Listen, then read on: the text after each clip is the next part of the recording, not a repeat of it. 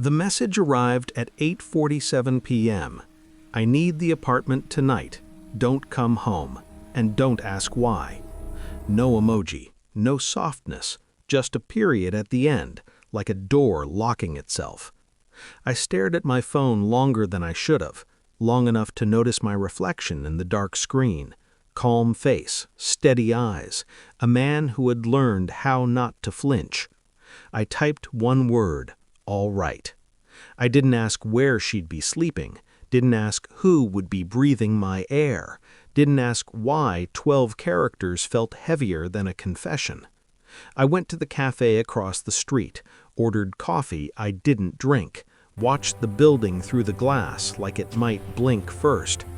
At 9:19, my phone vibrated again, a notification, smart lock activity, front door unlocked. She'd insisted on installing it, for safety, she said, for transparency.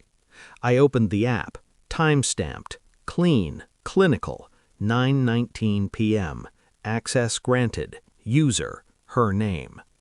2 minutes later, 9:21 p.m., access granted, user, guest code.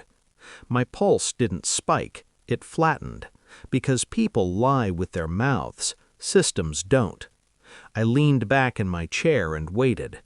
I'd known something was off weeks before tonight, the way she stopped arguing, the way affection became scheduled, precise, almost charitable. Guilt makes people efficient. I told myself I was imagining it, that love doesn't always rot loudly, sometimes it just thins. At 9:38, the elevator camera updated. 2 figures entered the frame. She was smiling, not the careful smile she used with me lately, a real one, unchecked. She leaned into him like gravity had finally made sense. He was taller than me, older, married, because they always are. I knew that before I confirmed it. There's a confidence men only borrow when they think consequences live somewhere else. I zoomed in, wedding ring, left hand. I didn't feel anger, I felt focus. I pulled his face from the footage, ran it through the quiet channels I keep for work. LinkedIn first, then Facebook, then the cracks people forget to patch. His wife posted recipes and church photos, anniversary captions written like prayers. I saved the screenshots. 9:54 p.m., bedroom light turned on. That was the moment something in me shut the door, not slammed it, closed it gently, like putting a weapon back in its case. I drafted the message to his wife with professional courtesy. No insults, no threats, just timestamps, photos, facts. Truth doesn't need decoration. I hit send at 10:02. I didn't go home. I walked. Let the city keep me company. Let the noise fill the spaces where questions used to live. At 10:17, my phone rang again. Unknown number. I ignored it. At 10:24, the smart lock pinged again. Front door locked, then unlocked, then locked. Panic has a rhythm. I imagined the conversation upstairs, the man checking his phone, the color draining, the wife screaming through a speaker, reality collapsing in real time.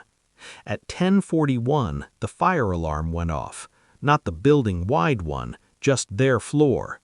People spilled into the hallway, doors opening, voices, confusion. I watched from across the street as flashing lights painted the windows red and blue. Someone was crying on the balcony, someone else shouting into a phone. At 11:03, she called me. I answered. "Please," she said, one word, cracked in half. I said nothing. I can explain. I believed her. That was the saddest part. When I finally went upstairs, the apartment smelled like smoke and perfume, a violent combination. She was sitting on the couch, makeup smeared, phone shaking in her hand. "He's ruined," she said. "His wife's here. She came to the building." I nodded. She looked at me like a stranger who knew her secrets. "How did you—" I placed my phone on the table, opened the app, turned the screen toward her. entry logs, camera stills, times, dates. Her mouth opened, closed. "You tracked me?" "No," I said. "You tracked yourself." She collapsed inward, hands to her face, sobs loud and messy. I watched like an archivist. "I didn't mean to hurt you," she said eventually. I crouched in front of her, close enough that she could see herself reflected in my eyes. "That's the lie," I said quietly. "You just didn't think I'd notice." She reached for me. I stood. "I'm not angry," I said. "I'm done." Her phone buzzed. Again. Consequences knocking. "I changed the guest code," I added, "and my name's off the lease. You'll need to find somewhere else." Her face broke completely then. I walked to the door, paused. "For what it's worth," I said without turning around, "the lock works perfectly." Outside, the night felt clean. I didn't feel victorious. I felt light, like I'd set something heavy down and realized I'd been carrying it too long. Betrayal doesn't always end with screams. Sometimes it just ends with receipts. I deleted the app, blocked her number, kept walking.